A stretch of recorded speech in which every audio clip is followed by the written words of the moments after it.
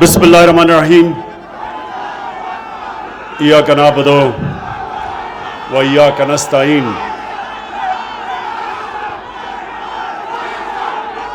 جناب chief minister Pakhtunkhwa Mahmood Khan, میرے وزراء، میرے ایم پیز اور مینگورہ کے غیور عوام، میں سب سے پہلے اس شاندار استقبال کا آپ کا شکریہ ادا کرنا چاہتا ہوں. بہت بہت شکریہ.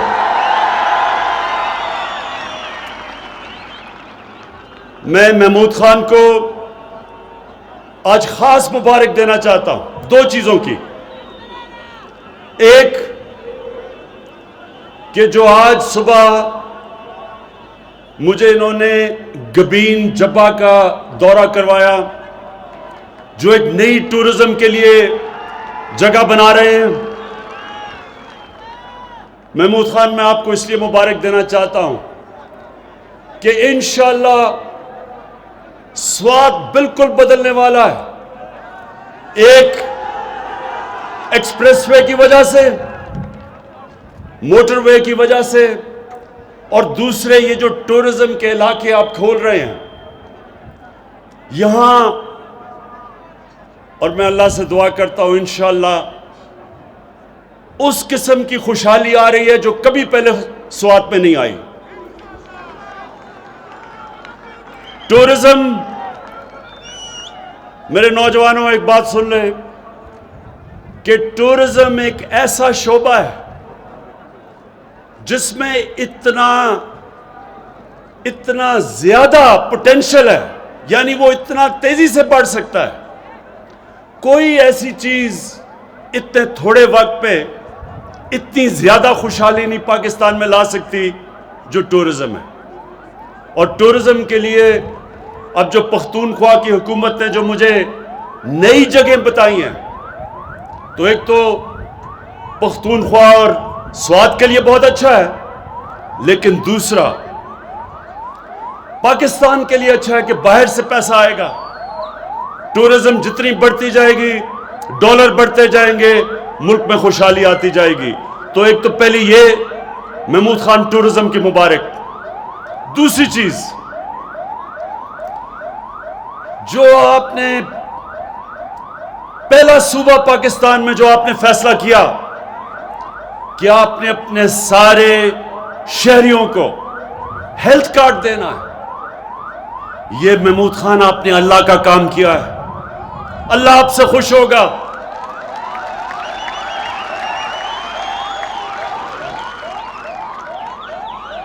میرے نوجوانوں، ایک پرائم منسٹر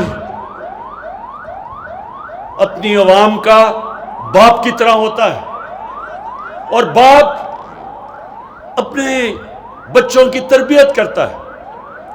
تو میں آپ سب کو آج سب کو ایک چیز بتانا چاہتا ہوں کہ جب آپ نماز پڑھتے ہیں تو آپ اللہ سے ایک چیز مانگتے ہیں کہ اللہ مجھے ان کے راستے پہ لگا جن کو تو نے نعمتیں بخشی، ان کے نہیں جو غلط راستے پہ چلے گئے.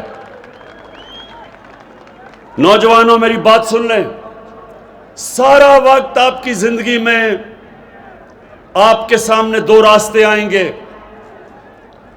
ایک راستہ آپ کی عظمت کا راستہ جس کو اللہ نے نعمتیں بخشی، اور دوسرا آپ کی تباہی کا راستہ. جو اللہ نے سب سے زیادہ نعمتیں بخشی وہ کون سا انسان تھا؟ وہ آپ کے نبی صلی اللہ علیہ وسلم تھے، اللہ کے حبیب تھے. اور اللہ نے آپ کو قرآن میں کہا ہے کہ ان کے راستے پہ چلو، ان کی سنت پہ چلو. اللہ کا حکم ہے کہ ان کی سنت پہ چلو. تو ان کی سنت، ایک تو ان کا کردار تھا، دنیا کے سب سے عظیم لیڈر تھے وہ. نہ کبھی ایسا لیڈر آ سکتا ہے، نہ کبھی آئے گا، نہ کبھی ایسا عظیم انسان آ سکتا ہے؟ نہ آئے گا، نہ پہلے کبھی آیا ہے۔ اور دوسری ان کی سنت مدینہ کی ریاست تھی، اور مدینہ کی ریاست میں دو چیزیں تھیں۔ سب سے پہلے انسانیت کا نظام تھا، اور دوسرا قانون کی بالادستی تھی، قانون کے سامنے سب ایک برابر تھے۔ اور وہ مدینہ کی ریاست کی وجہ سے، اس ماڈل سے مسلمانوں نے کئی صدیوں تک دنیا کی امامت کی۔ تو آج ہم جو پاکستان بنا رہے ہیں وہ مدینہ کے ریاست کے اصولوں پہ، سب سے پہلا اصول انسانیت کا، اور جو محمود خان آپ نے فیصلہ کیا کہ سارے پختونخوا کے لوگوں کو آپ ہیلتھ کارڈ دیں گے، ہیلتھ انشورنس دیں گے، یعنی 10 لاکھ روپیہ ایک خاندان کے پاس ہوگا، کسی بھی ہسپتال میں اپنا علاج کروانا چاہے 10 لاکھ روپے تک کروا سکے گا۔ یہ اتنی بڑی نعمت ہے نوجوانوں، یہ اتنی بڑی نعمت ہے۔ ایک غریب گھر میں بیماری ہوتی ہے اور اس غریب گھر میں پیسہ نہیں ہوتا علاج کروانے کا، سوچیں اس گھر پہ کیا گزرتی ہے۔ وہ بیچارے قرضے لیتے ہیں، گھر مقروض ہو جاتا ہے، اپنے قریبی بچوں کو ماں باپ کے علاج کرواتے کرواتے گھر قرضوں میں چل جاتا ہے۔ اس لیے اتنی بڑی نعمت کہ ایک گھر میں اطمینان ہوگا کہ اگر کوئی بیمار، میرا باپ بیمار ہو، ماں ہو، میرے بچے ہوں، میرے پاس ہیلتھ کارڈ ہوگا۔ کسی بھی ہسپتال میں، گورنمنٹ کا ہسپتال یا پرائیویٹ ہاسپٹل، کسی بھی ہسپتال میں جا کے میں علاج کروا سکوں گا۔ مبارک دیتا ہوں میں آپ کو، محمود خان اور پختونخوا کے لوگوں کو۔ اور اس کے ساتھ ساتھ انشاءاللہ جو اور ہم چیزیں کر رہے ہیں، جو نیا پاکستان ہاؤسنگ، یہ پہلی دفعہ پاکستان میں ہوگا کہ گورنمنٹ ایسے گھر بنائے گی کہ غریب آدمی قسطوں میں گھر خرید سکتا ہے۔ جو وہ کرایہ دیتا ہے اس کرائے کی جگہ وہ قسطیں دے گا اور اس کا اپنا گھر ہو جائے گا۔ سب سے زیادہ ضرورت ایک انسان کو اپنے گھر کی ہوتی ہے، اپنی چھت کی ہوتی ہے، اور عام آدمی کے پاس پیسہ نہیں ہوتا کہ اپنا گھر بنا سکے۔ اس لیے یہ جو دوسری چیز ہم کرنے جا رہے ہیں، یہ بھی انشاءاللہ پاکستان میں پہلی دفعہ ہوگی۔ دیر ہمیں اس لیے لگی کہ جو قانون تھا، ایک فور کلوجر لا قانون تھا، وہ عدالتوں میں 2 سال سے تھا۔ اللہ کا شکر ہے کہ وہ قانون وہ عدالتوں سے فیصلہ ہو گیا، اور اب انشاءاللہ ہم وہ نکل جائیں گے اس سفر پہ کہ ہمارے لوگوں کو، جو غریب لوگ ہیں، جو تنخواہ دار ہیں، جو مزدور ہیں، ان کو موقع ملے گا اپنا گھر لینے کے لیے۔ اور تیسری چیز کہ پاکستان میں ہم ایک تعلیمی نظام لے کے آ رہے ہیں۔ یہ ہماری 73 سال کی تاریخ میں پہلی دفعہ ہوگا کہ یہ طبقاتی نظام، انگلش میڈیم امیر کے لیے، اردو میڈیم اور پھر دینی مدرسے، انشاءاللہ جو ایک تعلیم کا نظام لے کے آ رہے ہیں، یہ پہلی دفعہ پاکستان کی تاریخ میں ہوگا۔ موقع ملے گا غریب گھرانوں سے بچوں کو اوپر آنے کا، وہ بھی اوپر آ سکتے ہیں، وہ بھی پروفیسر بن سکتے ہیں، ٹیچر بن سکتے ہیں، ڈاکٹر بن سکتے ہیں۔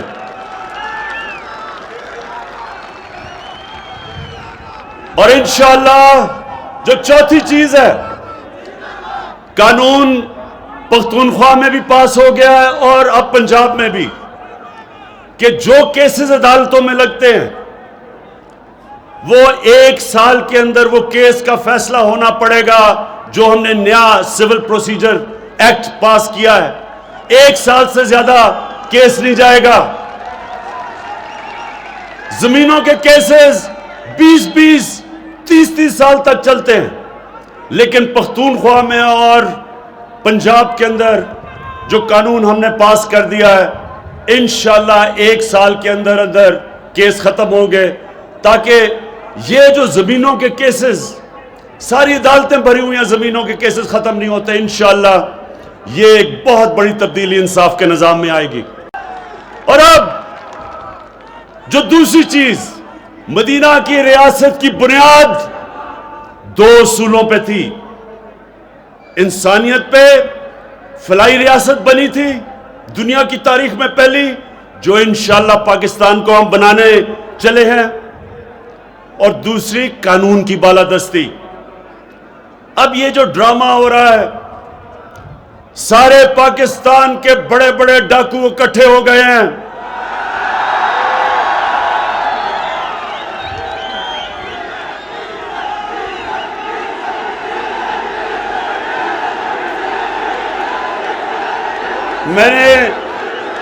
میں نے سارے پاکستان کے ڈاکوؤں کا نام لیے، ڈیزل کا نام نہیں لیا، سب اکٹھے ہو گئے ہیں۔ اچھا، اب یہ چاہ کیا رہے ہیں؟ یہ سنیں یہ کیا چاہ رہے ہیں میرے سے؟ یہ کیا چاہ رہے ہیں؟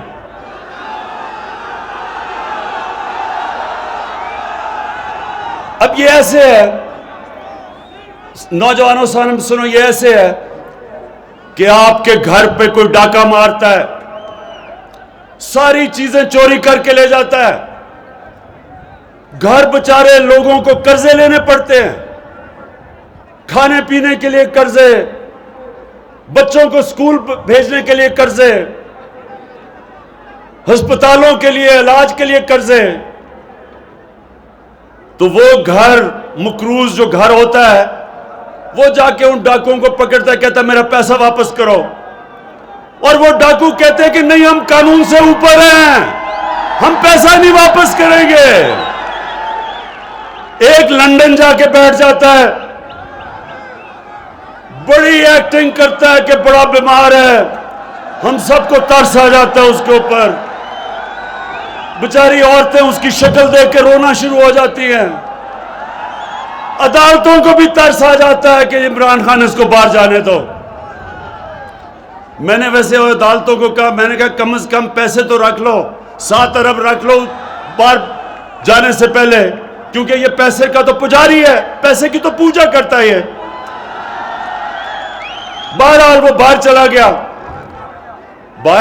گیا، پہلے تو کوشش کی اس نے کہ کسی طرح NRO مل جائے گا، بڑی کوشش کی اس نے، اس کی بیٹی بھی یہاں چپ، وہ بھی چپ، پوری کوشش کی NRO مل جائے گا، لیکن وہ یہ جانتا ہے کہ عمران خان NRO نہیں دینے لگا۔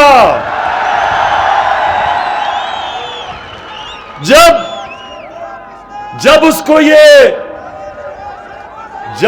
یہ علم ہو گیا کہ اب جو مرضی بلیک میل کرے عمران خان NRO نہیں دے گا، اس نے جو اب گیم شروع کی ہے باہر بیٹھ کے، میرے پاکستانیوں یہ سن لو، یہ جو اس نے گیم شروع کی ہے کہ پاکستانی فوج کو اٹیک کر رہا ہے، پاکستانی عدلیہ کو بھی اور فوج کو کیا کہہ رہا ہے کہ اپنا آرمی چیف اور ISI چیف کو بدلو، یعنی کہ فوج کو کہہ رہا ہے کہ بغاوت کرو، اپنا پیسہ بچانے کے لیے لندن میں بیٹھ کے فوج کو کہہ رہا ہے کہ بغاوت کرو آرمی چیف کے خلاف۔ اس سے زیادہ بڑا ملک کا دشمن کون ہو سکتا ہے؟ یہاں اس کی بیٹی، وہ بھی وہی بات کر رہی ہے، لیکن اس کے بیٹے یہاں آ کے نہیں کر رہے، کیونکہ اگر بیٹے کرتے تو وہ جیلوں میں ہونا تھا۔ بیٹی اس لیے کہ یہاں ہم عورتوں کا احترام کرتے ہیں، ہمارے ملک میں عورتوں کا احترام ہے، اس کا فائدہ اٹھاتے ہوئے وہ زبان استعمال کر رہی ہے ایک اس فوج کے خلاف جو ہر روز اپنی قربانیاں دے رہی ہے اس ملک کے لیے، جدھر ایک انتہا پسند، ایک ہمارا مخالف ہندوستان میں جو پرائم منسٹر، ایک انتہا پسند جو اسلام سے بھی مسلمانوں سے نفرت کرتا ہے، جو کشمیر میں ظلم کر رہا ہے، جن کا سیکیورٹی ایڈوائزر دھمکیاں دے رہا ہے پاکستان کو، جو دہشت گردی کر رہے ہیں پاکستان میں، اس وقت اپنی فوج کے خلاف جو زبان استعمال کر رہی ہے، میں آپ کو یقین دلاتا ہوں کہ کوئی اور ملک ہوتا آج اس کو جیل میں ڈالتے، لیکن یہاں عورتوں کا ہم احترام کرتے ہیں، اس لیے وہ اس کو اجازت ہے کہ کھل کے بات کرے، لیکن وہ نواز شریف گیدڑوں کی طرح باہر بیٹھ کے بول رہا ہے، بیٹے بھی باہر بھاگے ہوئے ہیں پیسہ چوری کر کے۔ میں اپنی قوم کو، آج سب اپنی قوم کو یہ بتانا چاہتا ہوں کہ میری قوم، میرے پاکستانیوں، یہ سمجھ جائیں کہ یہ پاکستان میں ایک ایسا فیصلہ کن وقت ہے جدھر وہ بڑے بڑے ڈاکو جو 30 سال سے ملک کو لوٹ رہے تھے اور ان کو کوئی اس ملک کا انصاف کا نظام نہیں پکڑتا تھا، جو دو میجر پارٹیوں کے سربراہ زرداری اور نواز شریف 30 سال سے ایک دوسرے کو کہہ رہے تھے، وہ کہتا تھا وہ کرپٹ ہے، وہ کہتا تھا وہ کرپٹ ہے، زرداری کو جیل نواز شریف نے 2 دفعہ جیل میں ڈالا، نواز شریف کے اوپر کیس زرداری نے کیے، آج دونوں اکٹھے ہو کے میرے سے NRO مانگ رہے ہیں، اور یہ پیغام دے رہے ہیں پاکستان کو کہ یہ کوئی خاص اللہ کی مخلوق ہے جو قانون سے اوپر ہے۔ قانون کی بالادستی کا مطلب سب قانون کے سامنے ایک برابر ہے۔ یہ کبھی بھی نبی صلی اللہ علیہ وسلم نے کہا تھا کہ بڑی قومیں تمہارے سے پہلے تباہ ہوئیں، جدھر طاقتور کے لیے ایک قانون اور کمزور کے لیے دوسرا قانون۔ ایک عام آدمی غربت میں، بے روزگاری میں چوری کرے لاکھوں کی تو وہ کتنے سال جیل میں رہتا ہے، اور جو لوگ اربوں روپے کی چوری کر کے ملک کا پیسہ باہر لے جائیں وہ کہیں کہ ہمیں NRO دے دو۔ کیا آپ سمجھتے ہیں کہ اس کو NRO دینا چاہیے؟ نہیں، کوئی ایسے ہیں جو سمجھتے ہیں کہ اس کو NRO دینا چاہیے؟ جس دن، نوجوانوں یہ سن لو، جس دن میں نے اپنی کرسی بچانے کے لیے ان ڈاکوؤں کو، جس دن میں نے NRO دیا، میں اس دن اپنی ملک سے سب سے بڑی غداری کروں گا۔ جنرل مشرف نے اس ملک کو، ان دونوں کو، شریف کو اور زرداری کو NRO دے کے سب سے بڑا ظلم کیا پاکستان سے، کیونکہ جب وہ NRO دیا گیا اس کے بعد ان دونوں نے 10 سالوں میں پاکستان کا قرضہ 4 گنا زیادہ بڑھایا۔ 6,000 ارب سے ہمارا قرضہ 10 سالوں میں 30,000 ارب پہ گیا۔ 60 سال میں ہمارا قرضہ 6,000 ارب تھا، اس NRO کی وجہ سے ہمارا قرضہ 30,000 ارب پہ گیا، جو آج ہمیں بوجھ اٹھانا پڑ رہا ہے ان کی چوری کا۔ اس لیے پاکستان کے لوگوں، یہ سمجھ جاؤ کہ یہ ملک ترقی تب کرے گا جب اس ملک میں قانون کی بالادستی ہوگی اور پاکستان ایک فلاحی ریاست بنے گا، جو قائد اعظم اور علامہ اقبال کا خواب تھا۔ اور انشاءاللہ میرا یہ وعدہ ہے کہ میں نے پوری طرح اپنا پورا زور لگاؤں گا، اپنا زور لگا رہا ہوں یہ دو چیزوں کو کرنے کے لیے، ایک پاکستان کو فلاحی ریاست بنانے کے لیے اور دوسرا پاکستان کے اندر قانون کی بالادستی قائم کرنے کے لیے۔ میں آخر میں سوات کے لوگوں، ملاکنڈ کے لوگوں، ہمیشہ آپ نے میری حوصلہ افزائی کی، آپ کا بہت بہت شکریہ۔